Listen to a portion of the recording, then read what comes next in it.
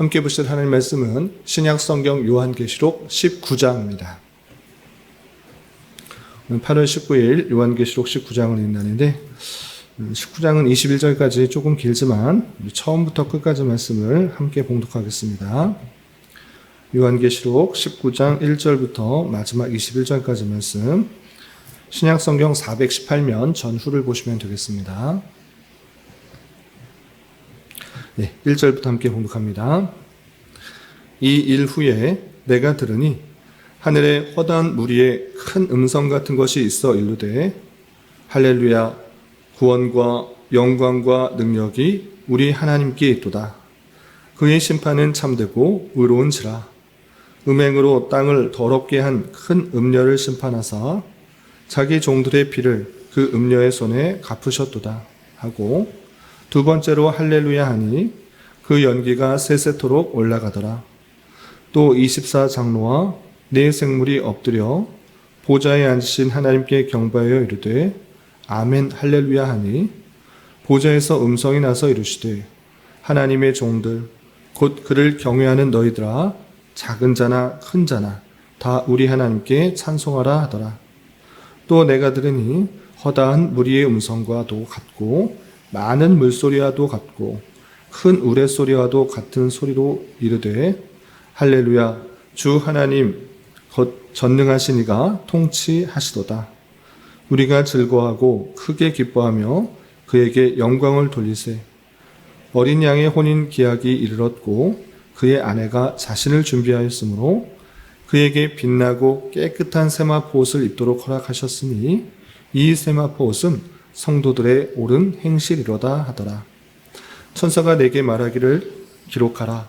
어린 양의 혼인잔치에 청함을 받은 자들은 복이 있도다 하고, 또 내게 말하되 이것은 하나님의 참되신 말씀이라 하기로 내가 그 발 앞에 엎드려 경배하려 하니, 그가 나에게 말하기를 나는 너와 및 예수의 증언을 받은 내 형제들과 같이 된 종이니 삼가 그리하지 말고 오직 하나님께 경배하라. 예수의 증언은 예수의 영이라 하더라. 또 내가 하늘이 열린 것을 보니 보라, 백마와 그것을 탄 자가 있으니 그 이름은 충신과 진실이라. 그가 공의로 심판하며 싸우더라. 그 눈은 불꽃 같고 그 머리에는 많은 관들이 있고 또 이름 쓴 것 하나가 있으니 자기밖에 아는 자가 없고, 또 그가 피 뿌린 옷을 입었는데 그 이름은 하나님의 말씀이라 칭하더라. 하늘에 있는 군대들이 희고 깨끗한 세마포 옷을 입고 백마를 타고 그를 따르더라. 그의 입에서 예리한 검이 나오니 그것으로 만국을 치겠고 친히 그들을 철장으로 다스리며, 또 친히 하나님 곧 전능하신 이의 맹렬한 진노의 포도주 틀을 발겠고 그 옷과 그 다리에 이름을 쓴 것이 있으니 만왕의 왕이요 만주의 주라 하였더라. 또 내가 보니 한 천사가 태양 안에서 서 공중에 나는 모든 새를 향하여 큰 음성으로 외쳐 이르되 와서 하나님의 큰 잔치에 모여 왕들의 살과 장군들의 살과 장사들의 살과 말들과 그것들을 탄 자들의 살과 자유인들이나 종들이나 작은 자나 큰 자나 모든 자의 살을 먹으라 하더라. 또 내가 보매 그 짐승과 땅의 임금들과 그들의 군대들이 모여 그 말탄 자와 그의 군대와 더불어 전쟁을 일으키다가 짐승이 잡히고 그 앞에서 표적을 행하던 거짓 선지자도 함께 잡혔으니 이는 짐승의 표를 받고 그의 우상에게 경배하던 자들을 표적으로 미혹하던 자라. 이 둘이 산채로 유황불 붙는 못에 던져지고 그 나머지는 말탄 자의 입으로부터 나오는 검의 죽음에 모든 새가 그들의 살로 배불리더라. 아멘. 감사합니다. 오늘 함께 살펴볼 하나님 말씀은 요한계시록 19장입니다. 우리가 어제 살펴봤던 요한계시록 18장과 그 앞에 있는 17장에서는 이 세상, 하나님을 알지 못하고 자신의 힘과 능력만을 의지하고 또 하나님의 믿는 자들을 핍박하였던 이 세상에 대한 심판의 내용이 나왔습니다. 그 심판의 내용을 큰 음녀의 심판과 또 바벨론의 멸망이라는 상징적인 언어를 통하여서 하나님을 배반하고 또 외면하고 다른 것을 추구하는 이 세상에 대한 그 심판을 강력하게 선언하고 있는 것입니다. 그래서 특별히 요한계시록이 기록될 당시에 도미티안 황제로부터 큰 핍박과 탄압 가운데 있는 성도들에게 하나님의 심판이 있을 것인즉 여전히 믿음을 잘 지키고 또 신앙을 굳건히 하고 올바른 행실을 통하여서 하나님께서 원하시는 그런 삶을 살아갈 수 있도록 또 위로하고 격려하는 그 말씀을 살펴볼 수 있었습니다. 그리고 이어지는 19장, 오늘 말씀부터 21장까지는 이제 최후의 심판이 끝나고 바벨론 큰 음녀의 심판이 끝나고 마지막에 그 성도들이 어떠한 결론 가운데 나타나는지에 대해서 설명하고 있습니다. 이것도 대단히 상징적이며 또 비유적인 표현을 쓰고 있는데 그것을 잘 이해하여서 어떤 결말을 맞게 되는지를 잘 깨닫고 우리가 어떤 삶을 또 행해야 되는지 잘 교훈받아야 될 것입니다. 특별히 19장 오늘 읽을 말씀에서는 어린 양의 혼인잔치가 준비되었다라는 그 소식을 통하여서 앞으로 최종적인 결말에 있어서 그 어린 양의 혼인잔치, 어린 양과 그 신부가 결혼하는 장면으로 내용이 최후 이 세상의 결말이 나온다라는 사실들을 기대하는 말로 되어 있습니다. 내용을 좀 잘 살펴보면서 자세히 살펴보면서 또 교훈받을 수 있는 것들이 무엇인지 생각해 보도록 하겠습니다. 우선 19장 1절에서 보시면 이 일 후에 되는데 이 일 후라는 것은 18장에서 나왔던 바벨론의 멸망에 대한 그 선포 후에 또 어떤 일들이 있었는지에 대해서 설명하고자 한다라는 것들을 표현하는 그런 말일 것입니다. 그래서 보시면 하늘에 허다한 무리의 큰 음성 같은 것이 있어 이르되 할렐루야 구원과 영광과 능력이 우리 하나님께 있도다. 그의 심판은 참되고 의로운지라 음행으로 땅을 더럽게 한 큰 음녀를 심판하사 자기 종들의 피를 그 음녀의 손에 갚으셨도다 라고 하면서 17장과 18장에서 큰 음녀의 심판과 바벨론의 멸망에 대해서 설명하였는데 그 일 후에 하늘에서 큰 음성이 있는데 그것은 하나님께 영광을 돌리는 것이었습니다. 그 모든 심판의 내용들이 하나님으로부터 온 것이고 그리고 그 심판은 참되고 의로운 것이기 때문에 하나님께 경배 찬송하는 내용으로 하늘에서 음성이 들렸다 이렇게 표현하고 있는 것입니다. 이렇게 하나님의 택하신 백성들이 그 세상으로부터 많은 멸시와 조롱 그리고 핍박과 탄압을 받고 있는 그런 모습일진데 하나님의 때 하나님의 방법으로 즉각적이고 또 완전한 심판을 선언하고 있는 것을 보면서 또 그렇게 실제로 행하는 그 모습을 보면서 그 의롭고 참되고 진실한 그 심판으로 인해서 하나님께 경배 찬송하는 내용들이 나오는 것입니다. 이렇게 하늘에서의 그 찬송에 그치는 것이 아니라 이제 그 모든 세상의 심판이 이르렀음으로 말미암아 궁극적으로 맨 마지막에 있을 일에 대해서 예고하는 내용이 나옵니다. 그 내용이 6절 이하 이렇게 표현되고 있습니다. 6절 이하 보시면 또 내가 들으니 허다한 무리의 음성과도 같고 많은 물소리와도 같고 큰 우레소리와도 같은 소리로 이르되 할렐루야 주 우리 하나님 곧 전능하신 이가 통치하시도다. 우리가 즐거워하고 크게 기뻐하며 그에게 영광을 돌리세. 어린 양의 혼인 기약이 이르렀고 그의 아내가 자신을 준비하였으므로 그에게 빛나고 깨끗한 세마포 옷을 입도록 하였으니 이 세마포 옷은 성도들의 옳은 행실이로다 라고 표현하였습니다. 하나님께 영광 찬송과 영광을 돌린 후에 앞으로 일에 있어서 예고하고 있는데 그건 무엇이냐? 어린 양의 혼인 기약이 이르렀다라는 것입니다. 어린 양, 실제 어린 양, 문자 그대로의 양의 결혼식 이것을 말하는 것이 아니라 앞서서도 계속해서 표현하고 있다시피 이 어린 양은 성자 하나님 예수 그리스도를 뜻하는 것입니다. 예수 그리스도와 결합하는 그 혼인잔치 가장 기쁘고 그 즐거운 잔치가 이르렀다라고 하고 있는 것입니다. 그럼 예수 그리스도의 혼인잔치, 혼인 기약이 이르렀기 때문에 기뻐해야 되는데, 그러면 신랑은 예수고 신부는 누구인 것인가?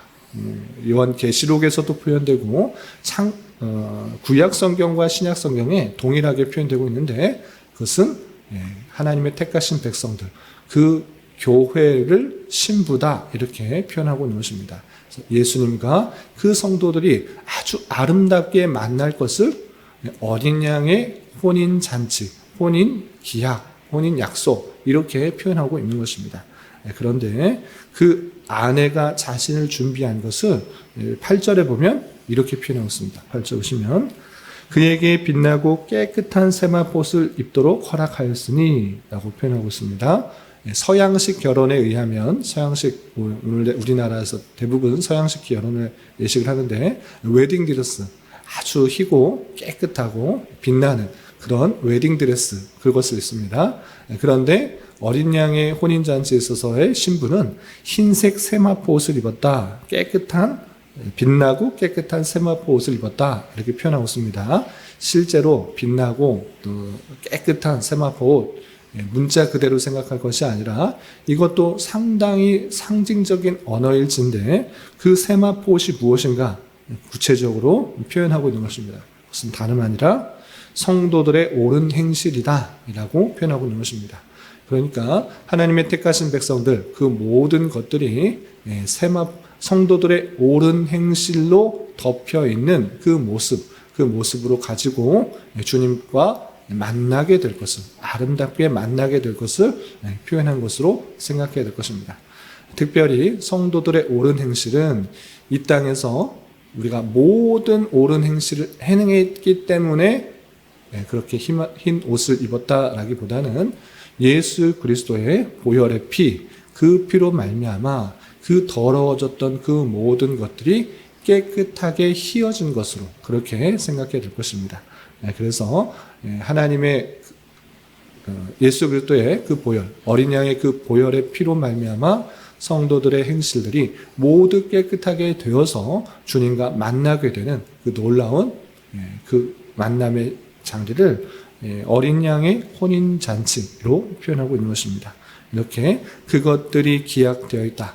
그 혼인 잔치에 대해서 설명하고 있는 것입니다.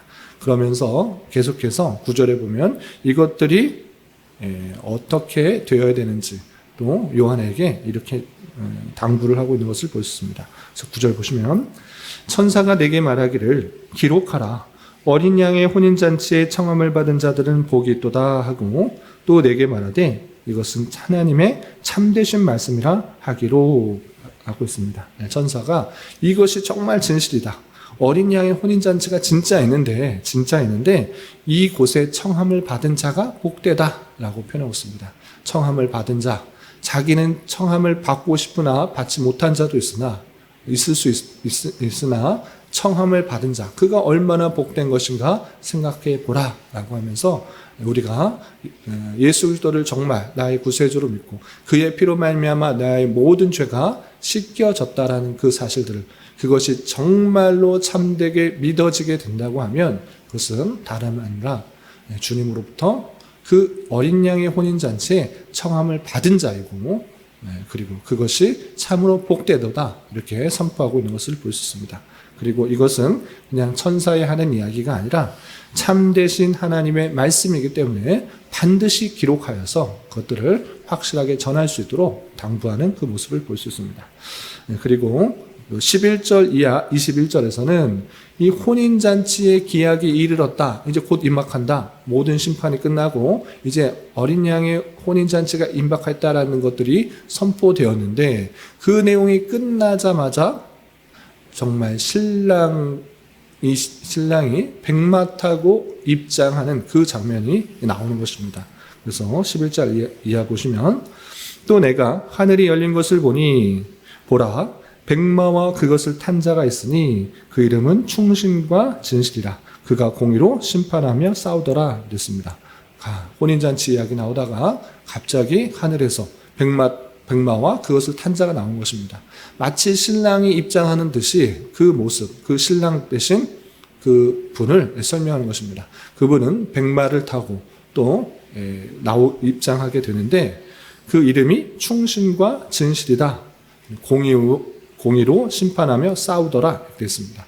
왜 이름을 그냥 예수 그리스도다라고 표현하지 않고 충신과 진실인가, 공의로 심판하고 싸우더라 이렇게 표현하고 있는가라고 할 때 예수 그리스도이다라고 표현할 수도 있지만 그런 방식이 아니라 그 어린 양 대신 예수 그리스도께서 어떤 일들을 하시는지 다양한 방법으로 설명하는 것입니다. 그래서 그는 충신과 진실이며 공의를 가지고 싸우시는 분이시다라고 표현하고 있는 것이고, 또 12절 13절 보시면 그의 눈은 불꽃 같고 그의 머리에는 많은 관들이 있고 또 이름 쓴 것 하나가 있으니 자기밖에 아는 자가 없고 또 그가 피 뿌린 옷을 입었는데 그 이름은 하나님의 말씀이라 칭하더라. 그렇습니다.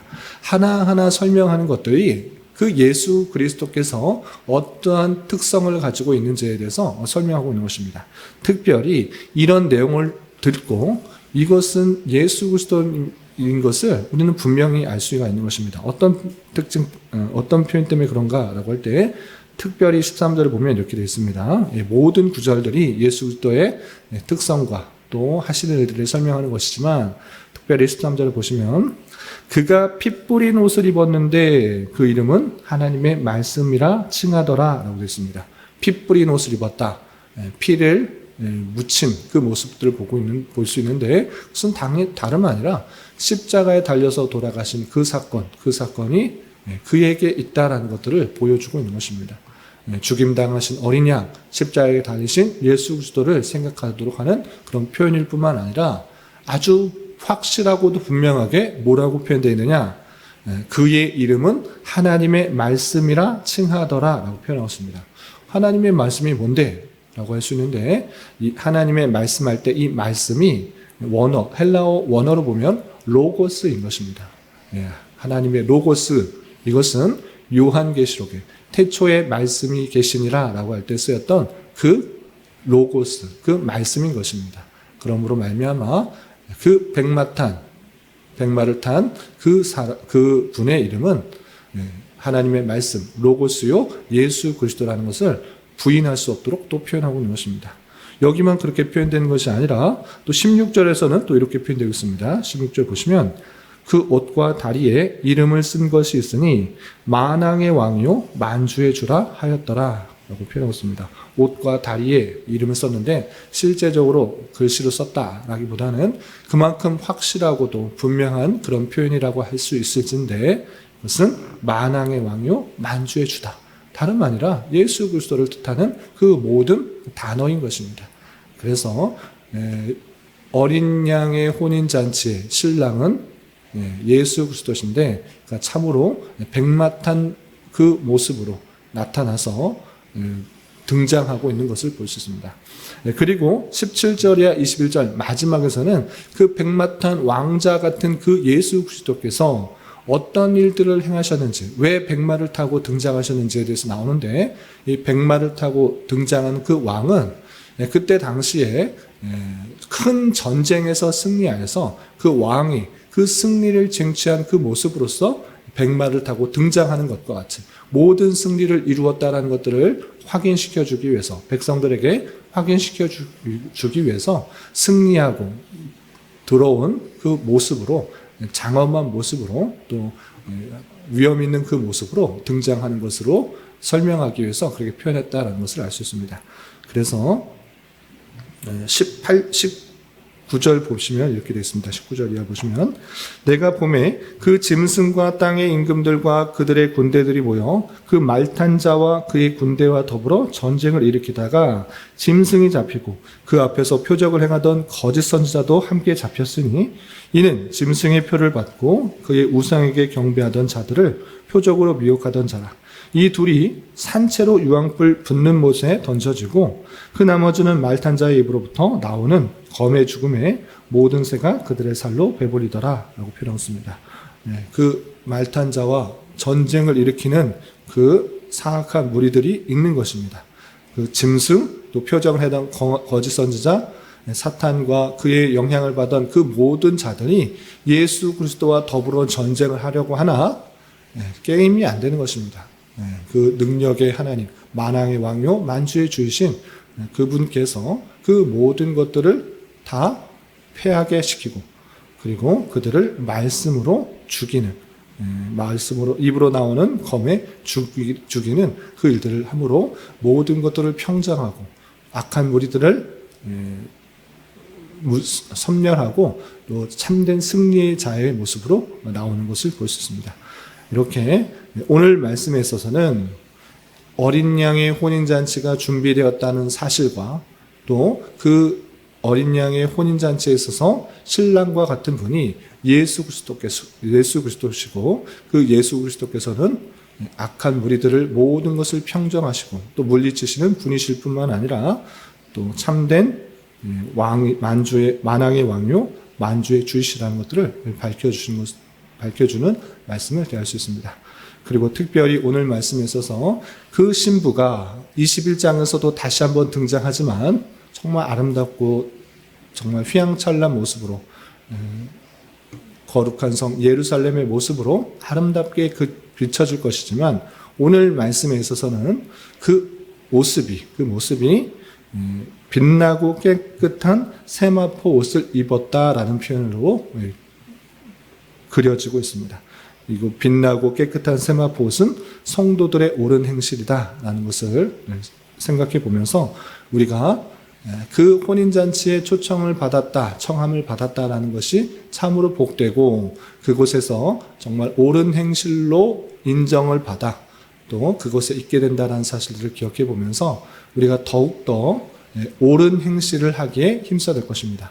하나님께서 주신 말씀 모든 것을 지킬 수 있는 사람은 없으니까 지키지 말아야 된다. 이것을 말하는 것이 아니라 그럼에도 불구하고 주님께서 원하시는 말씀인 줄 알아 더욱더 부단히 그 옳은 행실을 행하기에 힘써야 될 것이고 또한 우리가 여전히 부족하고 또 연약한 모습들이 나타나 죄 가운데 빠질지라도 예수 그리스도의 보혈의 피로 옳은 행실로 인쳐주는 줄 알아.